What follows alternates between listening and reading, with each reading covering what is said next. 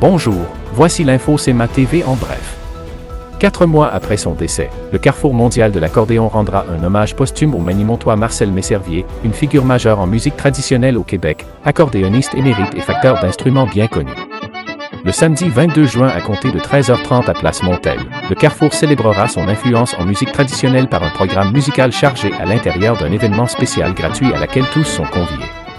Le Comité Action citoyenne de la MRC de l'Île-et-Nord tente d'obtenir par la loi sur l'accès aux documents des organismes publics les données utilisées par le Centre intégré de santé et de services sociaux de Chaudière-Appalaches pour évaluer le scénario de conversion de l'horaire de faction des paramédics de ce territoire. La demande a été déposée le 17 mai dernier à la suite d'un refus du CIS de divulguer ces données. Celles-ci sont des informations essentielles pour le comité, afin qu'il puisse se positionner publiquement pour que la population de la MRC de l'Île-et-Nord obtienne le service de couverture ambulancier auquel elle a droit. Elles lui serviront à établir le plan de match en faveur d'un horaire de faction sur un horaire à l'heure, 24 heures sur 24, tout en préservant le service de la deuxième ambulance qui vient prêter main forte durant le jour. Par effet de domino avec d'autres priorités de maintien d'actifs au cégep de la Pocatière, le projet de doter le Centre d'études collégiales de Montmagny d'une résidence étudiante est décalé dans le temps depuis 2023.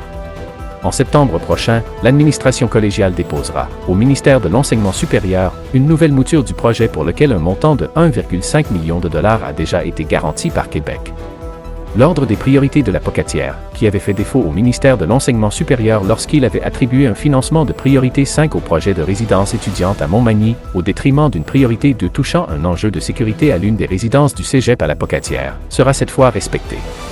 Un choix douteux, que la vérificatrice générale a mis en lumière dans son rapport déposé la semaine dernière à l'Assemblée nationale. Autre priorité pour la Pocatière sera de rénover, dès cette année, la piscine du cégep fermée depuis mai 2023, privant les citoyens des MRC de Lillet et de Kamouraska d'un plan d'eau intérieur pour les activités aquatiques. Puis suivra la salle André Gagnon. Dans un scénario idéal, les travaux de construction d'une résidence à Montmagny auraient débuté en 2024. Le projet redéposé au ministère en septembre sera revu à la baisse à partir d'un nouveau montage financier. Il avoisinerait les 4 millions de dollars pour la construction d'un bâtiment pouvant loger de 22 à 24 étudiants. L'édifice sera érigé sur les terrains du Centre de services scolaires de la Côte-du-Sud en avant du CECM près du restaurant McDonald's. À nouveau, le service de traversier Îlot-Grue-Montmagny a été perturbé lundi matin avec des annulations de départ à 8h15 de Lille et 9h de Montmagny. Le service a par la suite repris son horaire normal à 9h45. Encore une fois, la STQ reste muette quant aux raisons qui ont occasionné ces annulations comme elle l'était demeurée il y a 2 semaines alors qu'il y avait restriction d'embarquement en raison d'un manque d'effectifs. Le service de presse de la société ne retournant pas nos appels. Des voix commencent à s'élever à l'Îlot-Grue pour dénoncer des moyens de pression syndicaux de la part des employés du traversier. Au sport, hier soir à Edmonton dans la finale de l'Ouest, les Oilers ont dû s'incliner par la marque de 5-3. Les Stars mènent la série 2-1. Les deux équipes s'affronteront à nouveau mercredi à Edmonton.